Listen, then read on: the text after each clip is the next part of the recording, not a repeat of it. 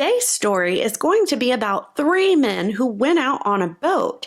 They were heading towards Sister Island when a bad storm came in. The kicker in this story is the three men are going to do something that you wouldn't quite expect. It was a perfect July day when David Blatchford, his friend, and his brother were planning a day of boating. The wind was blowing at about 5 to 10 miles per hour.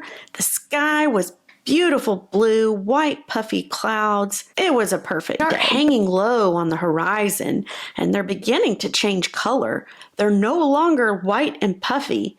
They're now a pea green. As these clouds are getting bigger and more billowy, they see that the storm is heading towards them at about 30 to 35 miles per hour. They're being tossed about so crazily, they have to leave the engine on to try to hold steady. They begin to think, well, okay, maybe we should move the boat to the other side of the island.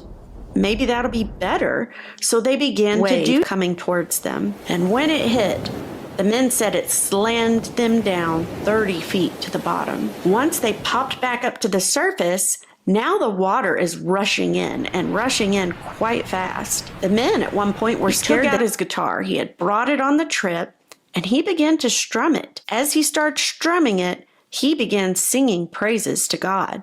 He starts singing just gospel songs. David and his brother kind of looked at each other, and they also sit down and they begin to sing, praising God along with him. Now, David's brother, he said, I can't lie, to be honest, at the very beginning, I thought, this is nuts. He looked at the other two men like, what are you doing? Like the water's... But then there was also a 100-foot long cargo hauler, and that thing was snapped in half like a matchstick.